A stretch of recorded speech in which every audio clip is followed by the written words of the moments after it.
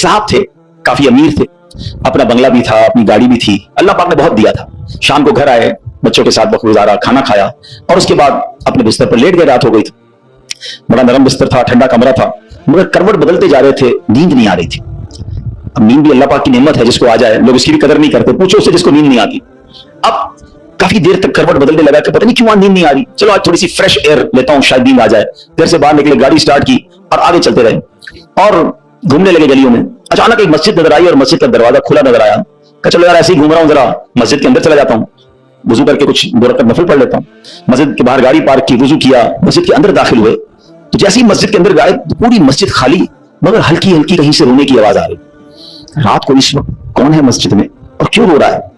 तो देखा कि एक कोने में एक गरीब आदमी अल्लाह की बारगाह में हाथ उठाए रो रहा है और रोते रोते अल्लाह की बारगाह में अर्ज कर रहा है कि ऐ अल्लाह, मेरी बेटी बीमार है, डॉक्टर ने ऑपरेशन का कहा है, मुझ गरीब के पास पैसे नहीं है, कहां से लाऊं? ऐ रब्बे करीम, तू ही असबाब बनाने वाला है, मुझ गरीब की हालत जार पर रहम फरमा।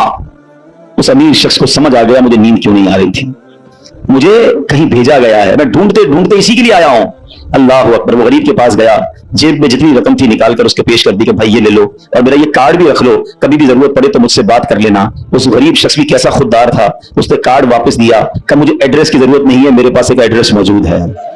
तो कौन सा एड्रेस मौजूद है? बोला ये एड्रेस है ना, अल्लाह की बारगाह में आया, उसने तुम्हें भेज दिया, जब दोबारा जरूरत पड़ेगी तो भी इसी की बारगाह में आ जाऊंगा। सारे दरवाजे बंद हो जाए, मेरे करीम का दरवाजा खुला होता है। हमारा प्रॉब्लम है हम जाते ही नहीं उसके पास। अच्छा, अपना एक छोटा सा टेस्ट ले लो ना, ताकि अंदाजा हो जाएगा आपको। कभी भी आपको बीमारी हो, पेट में दर्द हो, सर में दर्द हो, पांव में दर्द हो, चोट लग जाए, पहले कौन याद आता है? डॉक्टर। डॉक्टर के पास चलो, यार बड़ा दर्द है, किसी को मालूम करो कैसे इलाज होगा, दवाई। मैं नहीं कहता डॉक्टर के पास नहीं जाना चाहिए, लेकिन पहले हमें अल्लाह याद आना चाहिए।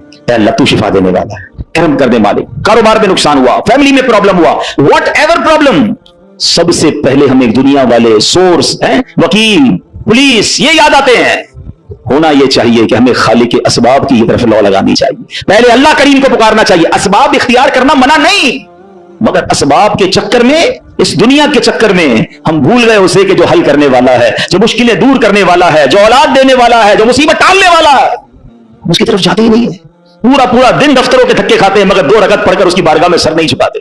देखो अल्लाह कैसे काम बनाता है।